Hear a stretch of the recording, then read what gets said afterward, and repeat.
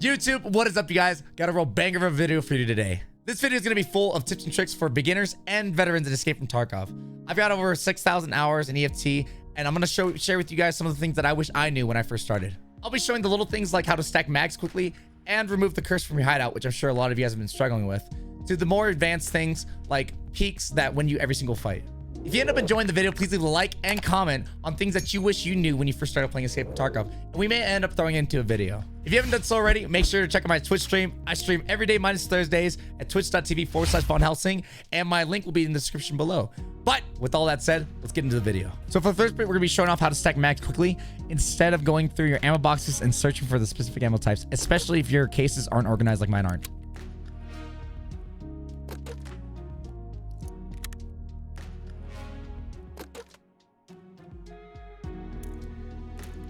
What you're going to do is actually go to the magazine, right click, and load with the ammo type you would like. And you can do this for every single magazine.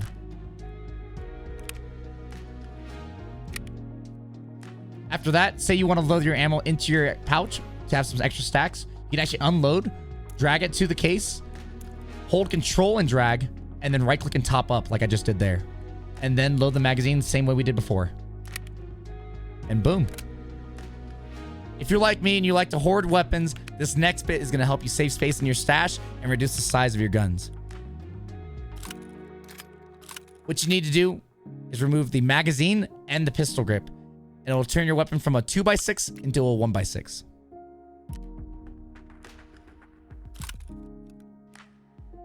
Now this goes for most weapons. It helps reduce the stash size by a lot, especially if you have a lot of guns, and it saves me a ton of space. You can see I do it to all of my weapons here.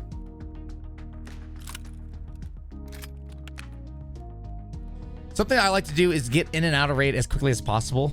And to do this, you have to minimize the time getting ready with all of your equipment. One of those things being meds, specifically. I spend a lot of time going through my med case, trying to find the right meds. And granted, it's helpful. What I like to do is actually a lot quicker, in my opinion.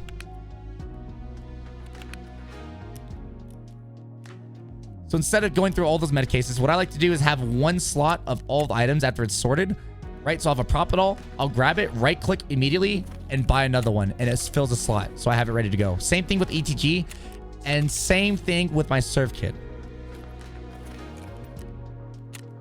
And there you go. As soon as you get out of raid, if you're out of those items, you can just right click and buy a new one as soon as you grab it.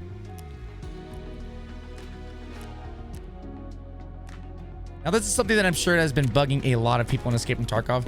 It actually happened from this last wipe and hasn't been fixed yet. But you see that cursor in the middle of the screen? It stays with you whenever you enter the hideout, every time you enter the hideout, and it's there. And it's super annoying whenever you're trying to shoot in the high firing range like I'm doing now. But there is a way to fix this. So if you actually leave it, press escape and press tab twice and go in the inventory, as soon as you press tab, it's gone. It amazes me that this hasn't been fixed yet, but this is a quick and easy fix for that.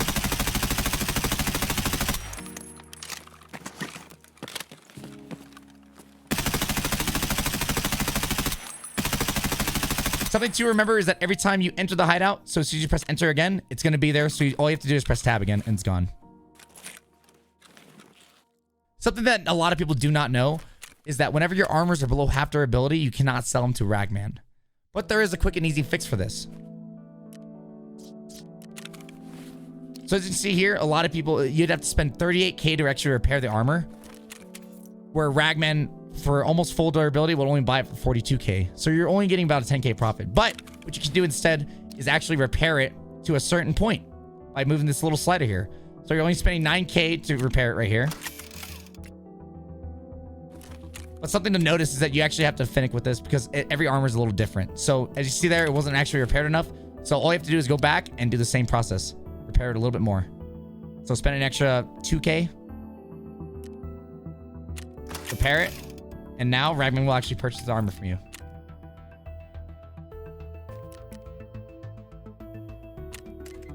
Something that happens to a lot of my full screen gamers here is that whenever you load into raid after being all tabbed, your frames on your screen will actually be a lot lower than what they really are. There's a quick and easy fix for this. Once you go to the settings, go to the graphics, go to screen mode, click to borderless. It's going to reset for a second. And then click back to full screen and then save after it resets again. and your frame should be restored. This is a lifesaver for me.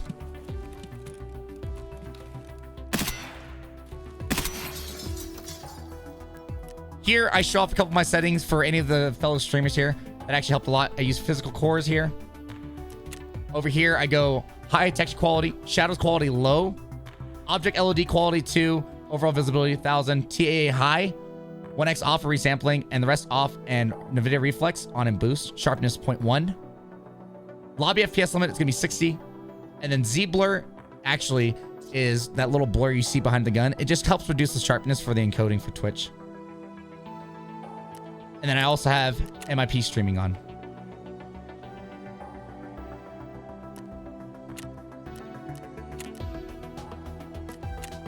A lot of people I see in Escape from Tarkov complain that they don't use lasers too much because they're worried about their actual lasers. This is pretty simple. Whenever you're walking up to a door, try to keep your laser on the actual wall so that way they don't see if someone's outside that door. They won't actually see the laser popping out and know you're coming up. And as soon as you swing it, that's when you can start using the laser. For this next portion, I'm going to be going over how to B-hop. You can see here this jump is actually impossible to do without B-hopping. I have max strength and endurance, and I'm not overweight. And it's absolutely impossible to do without it.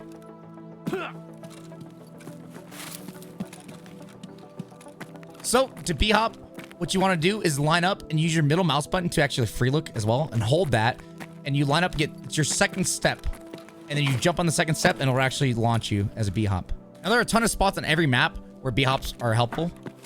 Right here, you can't get over the wall. But if you B-hop, get the second step again, and it'll actually launch you over. Now, you can actually use B-hops to get around the map quickly and make it harder for you to hit. So you line up, get the first jump, and after every step is when you jump again. And you keep it going here.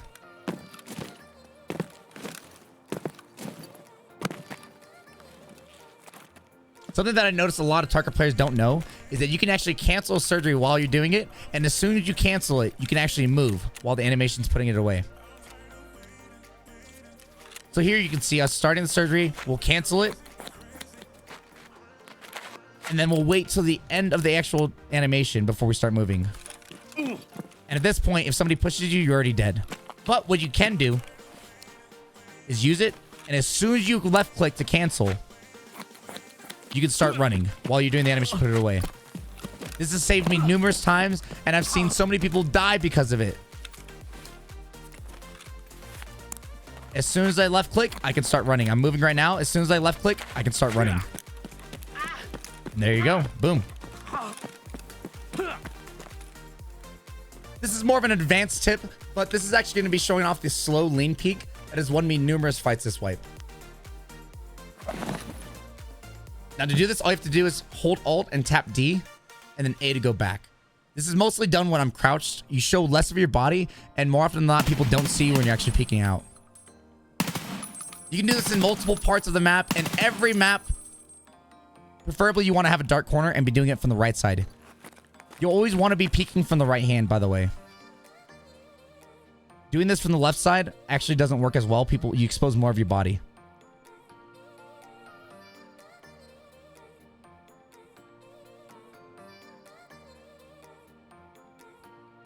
This is something I wish I knew when I first started playing Tarkov. I've died to it numerous times and had never seen the player that killed me. Here we are on first floor, showing off the same angle. Up next are going to be some clips of me using this slow peek to win a lot of fights.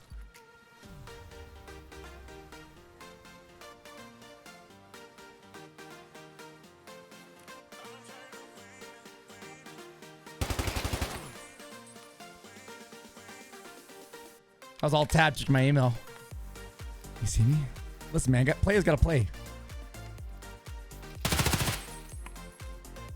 There's another one. Look, there's another one.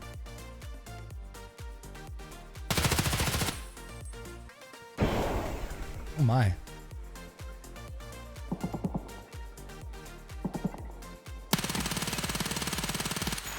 Fucking great ammo.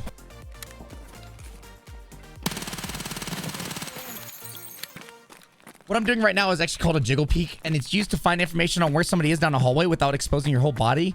And to do this, you simply tap AD, straight from back and forth.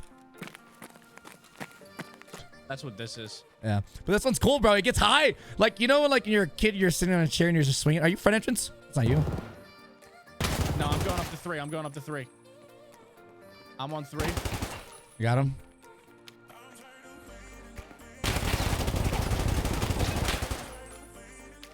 Because this game has a lot of desync, right-handed peeks are always going to be superior because you will see your enemy before they see you. When possible in a gunfight, try to peek from the right-hand side first.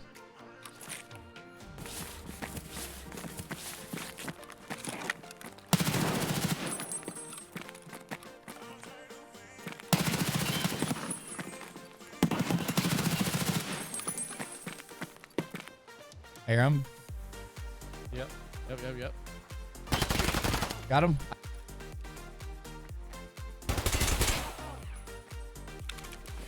Not fast enough, buddy. Sorry, Charlie.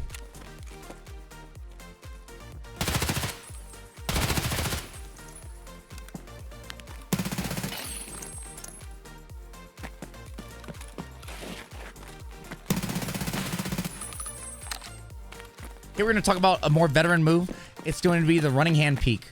So what you do is when you run past, you hold your middle mouse button to free look, and you try to get information before you actually swing.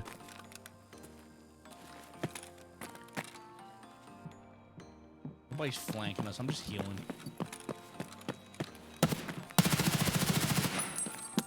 Are you okay? I got one in generic.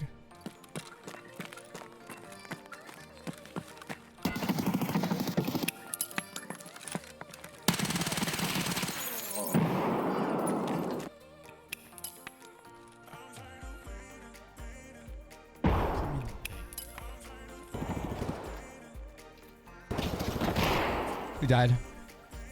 Thank you guys so much for watching. I hope all of these tips and tricks help you guys out in Escape from Tarkov. But other than that, I'll see you guys in the next video.